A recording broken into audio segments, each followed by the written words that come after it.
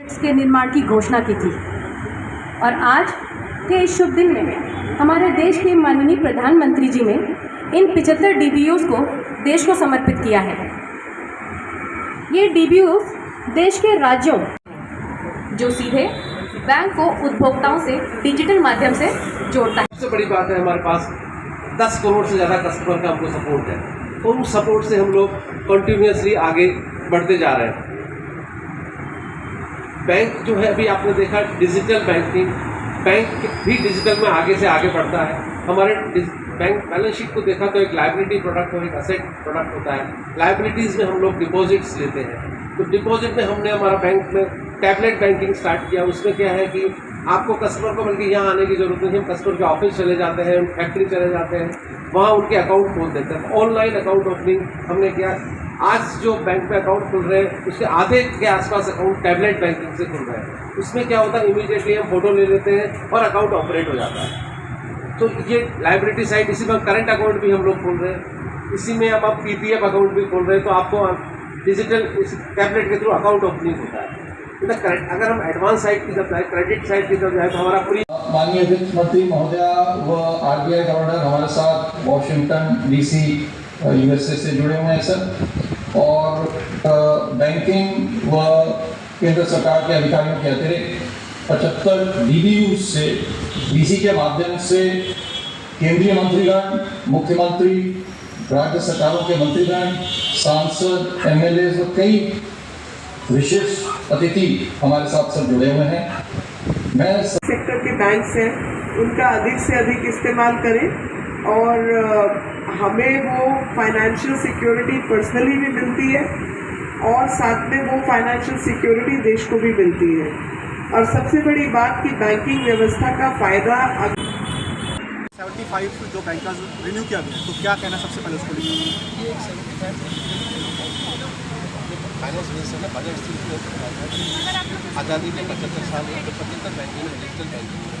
ये 75 digital banking देश की हर स्टेट में यूनिट इसके और पब्लिक सेक्टर बैंकिंग है, प्राइवेट सेक्टर बैंकिंग। अब आता है इसके अंदर डिजिटल बैंकिंग में है क्या, इसमें अकाउंट ओपनिंग से लेके cash withdrawal, cash deposit, fund transfer, insurance के लिए आवेदन, लोन के लिए आवेदन, ये सभी चीज़ें इसमें है। डेबिट कार्ड के लिए आवेदन, क्रेडिट कार्ड के लिए आवेदन, चेक बुक के रिक्वेस्ट, ये सारी चीज़ें डिजिटल बैंकिंग।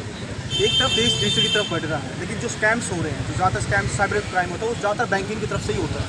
डिजिटल बैंकिंग का एक उद्देश्य ये भी है कि लोगों को साइबर अवेयरनेस क्रिएट करना। तो यहाँ हम लोग साइबर अवेयरनेस क्रिएट करेंगे, क्योंकि इसमें 2 हिस्सों में है।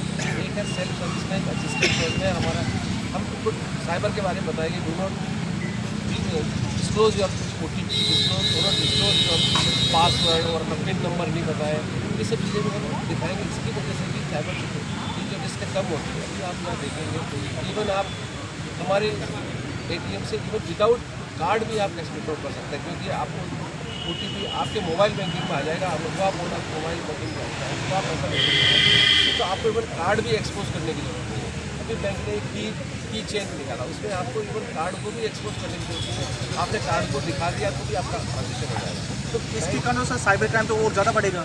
तो साइबर क्राइम क्यों बढ़ता है? जब आप अपनी चीज़ें आप डिस्क्लोज करते हो, कुछ जैसे बैंक, रिजर्व बैंक का बैंक आपका कोई सिस्टम है तो आपको one you should have, one you should know, if whatever you are knowing, if you are disclosing other than there is a problem.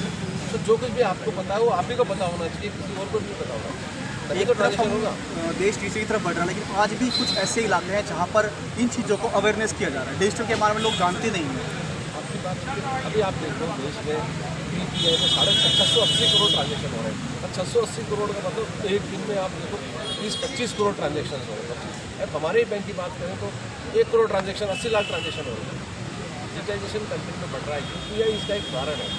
ये अब धीरे हम लोगों ने सारे जनधन माने, हमने सबको डेबिट कार्ड दिए, अब लोग डेबिट कार्ड यूज़ कर रहे हैं। आप देखो PC सारे AEPS के थ्रू ट्रांजेक्शन कर रहे हैं, आधार के थ्रू ट्रांजेक्शन होता है। डिजिटाइजेशन कंट्री में बढ़ रहा है। इसमें बैंकों का भी योगदान है, इसमें DCs का भी योगदान है, इसमें जनरल पब्लिक का भी योगदान है, इसमें हर आदमी का अपना रोल है, क्योंकि हमको अवेयरनेस देते हैं। कि काफ़ी लोग ना डिजिटलाइज को पढ़ नहीं पाते, काफ़ी लोगों को दिक्कतें आएंगी शुरू में स्टार्टिंग में, तो बैंक का कोई ऐसा माहौल बनाएगा कि लोग जो डिजिटल को पढ़ नहीं पाते, जो कम पढ़े लिखे, उनके लिए क्या बेनिफिट्स है? हमारे